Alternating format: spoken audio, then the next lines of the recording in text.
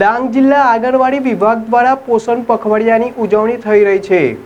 ડાંગ જિલ્લા આંગણવાડી વિભાગ દ્વારા જિલ્લાના અતિ ગંભીર કુપોષિત બાળકોની ગૃહ મુલાકાત કરી સાચા પોષણ સ્તરની સ્થિતિ અંગે માહિતી આપી આરોગ્ય અને પોષણલક્ષી ટેવો બાબતે વાલીઓનું કાઉન્સેલિંગ કરીને સહી પોષણ દેશ રોશનના નારાને સાર્થક પુરવાર કરવાનો પ્રયાસ હાથ ધરવામાં આવ્યો। દર વર્ષે આરોગ્ય અને પોષણલક્ષી સંદેશાઓ ઘર ઘર સુધી પહોંચે તેવા શુભાશયથી સરકારના મહિલા અને બાળ વિકાસ વિભાગ ગાંધીનગર દ્વારા પોષણ પખવાડાની ઉજવણી કરવામાં આવી રહી છે। ત્યારે ગુજરાતના છેવાડે આવેલ ડાંગ જિલ્લામાં પણ આ પોષણ પખવાડાની ઉજવણી થઈ રહી છે। સંકલિત બાળ વિકાસ યોજનાનો મુખ્ય પાયો એટલે બાળકોના પોષણ સ્તરમાં સુધારો લાવવાનો પ્રયાસ। હાલ ડાંગ જિલ્લામાં કુલ 15,785 બાળકો આંગણવાડીમાં નોંધાયેલ છે, જે પૈકી કુલ 301 બાળકો અતિ ગંભીર કુપોષિત સિવિયર અક્યુટ માલ ન્યુટ્રિશન છે। આ બાળકોને પોષણ સ્તરમાં સુધારો લાવવા આંગણવાડીઓની અવિરત સેવાઓ ચાલુ છે।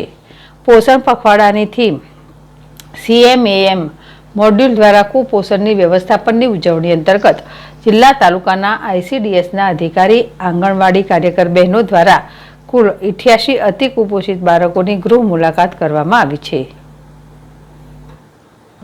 મહિલા અને બાળ વિકાસ વિભાગના ICDS શાખામાં CDPO તરીકે ડાંગના આહવા ખાતે ફરજ બજાવું છું।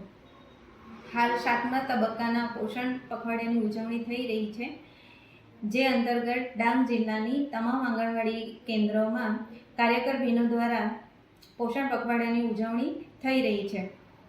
પોષણ પખવાડિયાની શરૂઆત 8 એપ્રિલથી લઈને 22 એપ્રિલ સુધી કરવાની થાય છે।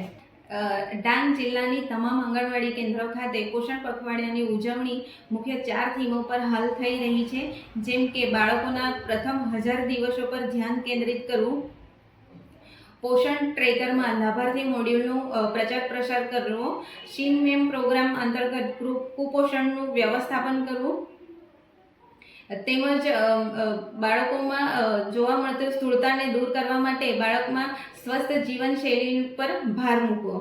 આ ચારેય થીમ આધારિત ડાંગ જિલ્લાની તમામ આંગણવાડી કેન્દ્રો ખાતે હાલ દરેક કેન્દ્ર પર જુદી જુદી પ્રવૃત્તિઓ થઈ રહી છે। સેમ બાળકોનું કુપોષણ દૂર કરવા માટે સમુદાય સ્તર પર CMAM પ્રોગ્રામમાં દાખલ કરવા, તેમનું આરોગ્ય તપાસ કરાવી ત્યારબાદ CMTC NRCમાં રેફર કરવા, એવી રીતે અલગ